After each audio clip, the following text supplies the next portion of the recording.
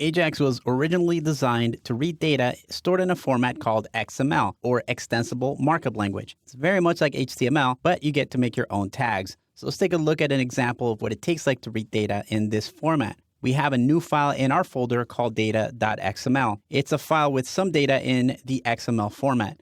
If you know a little HTML, this should be super easy to read. You can open an XML file with some browsers to see the structure a little bit better. So we have a speakers object, and inside the speaker objects, we have a series of speaker objects. Each one of the speaker objects has different parts to it. So for example, we have the name tag, the short name tag, which is the same as the name tag, but without spaces or special characters, as well as a renown tag and a bio that has some information about the speaker.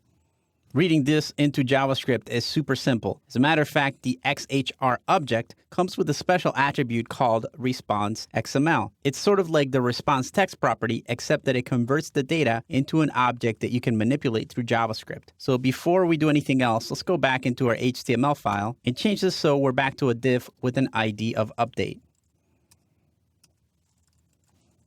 So I'm going to go ahead and save this, and we're going to switch to the script.js file. And now we need to change the request so that it doesn't request the data.txt document, but instead uses our XML document. I'm also going to remove the lines of code that are looping through all of my elements.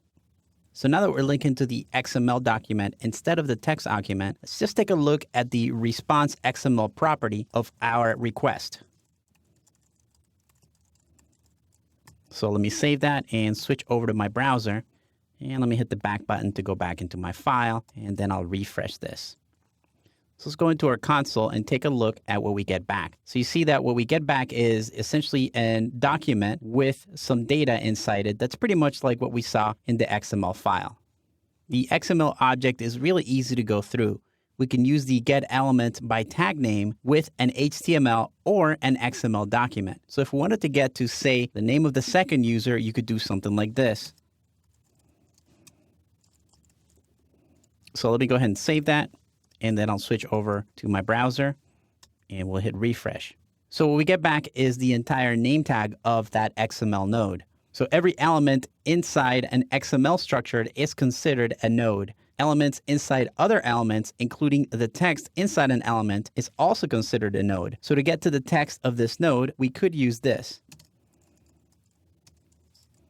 So let me save that and switch back to my browser and hit refresh. You can see that we're getting the name. Still has quotes, which is not exactly correct, but at least we're not getting the tag anymore. So there's actually a shortcut for the first element in any array, and it's called first child. So if we do this, it's the same as writing child nodes 0. Refresh, we get the same results. Go back over here. So if you look at what we get, it's the value in quotes, and it's not exactly the text of the node. To get that, we'd have to use the node value property like this. So I'm going to save that, switch over to my browser, refresh, and now we get just the text without the quotes. So let's see what it would take to make a list of our speakers. We'll have to cycle through the XML file using a for loop. When the request is ready, we'll create a variable that looks for the elements with a tag of name. Then we're going to create an output variable with an unordered list. Inside this, we're going to create a loop. And here, we'll go ahead and add the value of each result as list items. Now we'll send the results of all this to our div with a value of update. So let me save this and preview this in my browser.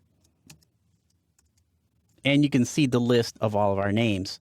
So although you can read data in any format besides XML, the Ajax API was designed with an easy-to-use response XML property. That makes it a trivial matter to read and parse XML files.